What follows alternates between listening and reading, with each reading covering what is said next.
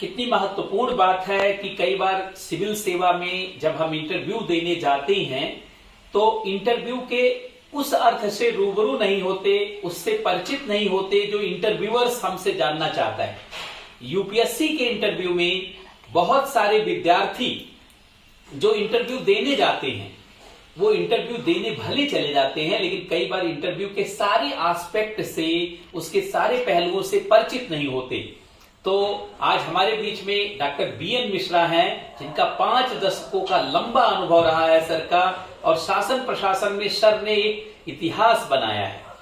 ऐसी स्थिति में हम चाहते हैं कि सर के माध्यम से ही जाना जाए कि वास्तव में सिविल सेवा के साक्षात्कार में, इंटरव्यू में हमसे क्या जाना जाता है, अर्थात हमसे क्या इंटरव्यूअर्स या इंटरव्यू लेने वाले क्या चाहते हैं जानना। सर, यूपीएससी का साक्षात्कार, यूपीएससी का इंटरव्यू विद्यार्थियों के लिए बहुत कड़ा एग्जाम माना जाता है। हम लोग भी जब यूपीएससी के इंटरव्यू के लिए जा रहे थे तो बहुत, जब मेंस का रिजल्ट आया उसके बाद ही तैयार होना शुरू कर दिए, क्या पहनेंगे, क्या करेंगे, कैसे बोलेंगे, कैसे तैयार होंगे, कैसे प्रस्तुतिकरण करेंगे। तो सर, मैं वास्तव में, अब तो मुझे भी 18 सालों से मैं पढ़ा रहा हूं यहाँ मुखर्जी नगर, आप तो एक तरीके से गार्जियन के रूप में हमारे हैं, तो मैं सर चाहता हूं कि एग्जैक्ट यूपीएससी क्या, किस चीज को आखिर चेक करती है, साक्षात्कार में वो क्या हमसे जानना चाहती है, विद्यार्थियों से क्या चाहती है कि वो जो है उनके अंदर से निकाला जाए और प्रशासन के लिए उचित पा करके उन्हें सफल कर दिया जाए।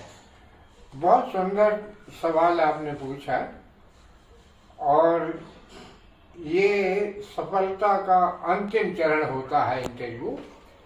पहली बात तो ये कि इंटरव्यू शब्द जो है वो आधा अर्थ दे रहा है, पूरा अर्थ है साक्षात्कार।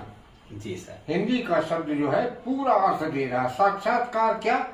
अंदर और बाहर दोनों का साक्षात्कार is equal to interview and outer view. Interview का मतलब ये है कि आपका आंतरिक ज्ञान, आपकी समझ, आपका विवेक, आपकी बुद्धि किस तरीके की है, इसकी परीक्षा है। तो उसको तात्कालिक उत्तर आप कैसा देंगे, तुरंत आपसे सवाल, तो आपकी बुद्धि की तत्परता, preparedness of mind, preparedness of mind कितनी अच्छी बात, वो आपकी कितनी है। दूसरी क्या है, जिसको हम कहते हैं सम्यक बोध। सम्यक बोध माने ऐसा ज्ञान जो उचित हो।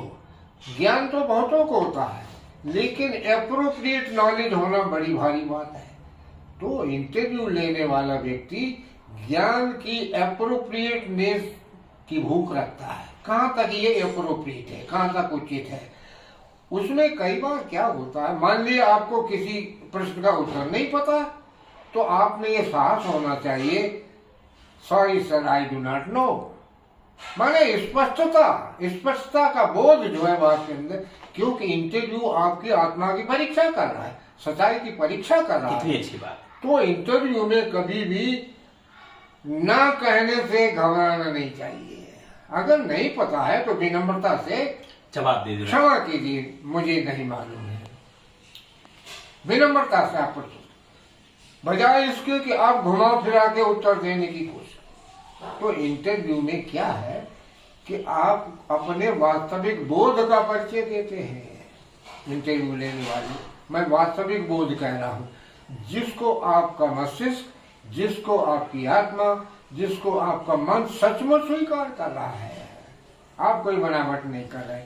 अब एक बात और गंभीर है कि जैसा मैंने कहा ना, साक्षात्कार बड़ा टर्म है, इंटरव्यू छोटा टर्म। इंटरव्यू केवल एक दिशा का संकेत करता है, अर्थात इंटरव्यू पूरा शब्द ही नहीं है। हाँ, और कितनी अच्छी बात। सामान्यतः लोग कहते हैं इंटरव्यू का मतलब इंटरव्यू, आपके अंदर का क्या व्यू है, लेकिन सर ने कहा नहीं, साक्षात्कार एप्रोप्रिएट वर्ड है। जो हमारा बाहर और अंदर दोनों है उसका परीक्षण है। अर्थात यूपीएससी या सिविल सर्विसेज में केवल हमारे आंतरिक व्यू को नहीं देखा जाता। यही कारण है कि हमारे बैठने, उठने, अंदर प्रवेश करने और बातचीत की पूरी प्रक्रिया को वॉच किया जाता है। कैसा आप रिएक्ट कर रहे हैं, कैसे आप किसी चीज को, किसी प्रश्न को फेस कर रहे हैं। कि वो आपका बौद्धिक मूल्यांकन है कि आपकी बुद्धि की तत्परता, आपकी प्रतिक्रियाएं किस तरीके की हैं और आप में दृढ़ता, आप में निष्ठा, आप में समर्पण किस लेवल का है, ये काम मनोविज्ञान है, वो यही निर्णय करता है। इसके अलावा जो सामाजिक ज्ञान, सामाजिक प्रश्न, ऐसे प्रश्न होते हैं, उनसे आपके सामान्य ज्ञान की परीक्षा होती है। तो इंटरव्यू आपके पूरे व्यक्तित्व की परीक्षा है। लिखे में आप रटा हुआ भी लिख सकते हैं, लेकिन इंटरव्यू में जो आप मुंह से बोलेंगे वो आपके दिमाग से, आपकी आत्मा से सीधा निकलता है। जी जी जी। आप होते हैं इंटरव्यू में, और लिखित परीक्षा में आप शास्त्र होते हैं, किताबें होती हैं। कितनी बेहतरीन बात। इंटरव्यू में आप होते हैं और लिखने में आप शास्त्र होते हैं। तो ये आदमी को समझना चाहिए, अपने व्यक्तित्व को वैसा बनाइए जो सहज दिखाई दे। कई लोग ज्यादा तैयारी में गड़बड़ी कर जाते हैं। सहज दिखाई देना चाहिए। आप असलियत में क्या है वो सामने प्रस्तुत करिए, उसमें आपकी सफलता होगी। और अगर आपके पास उत्तर नहीं है तो आपके अंदर ये साहस होना चाहिए क्षमा मांगकर मना कर देने का।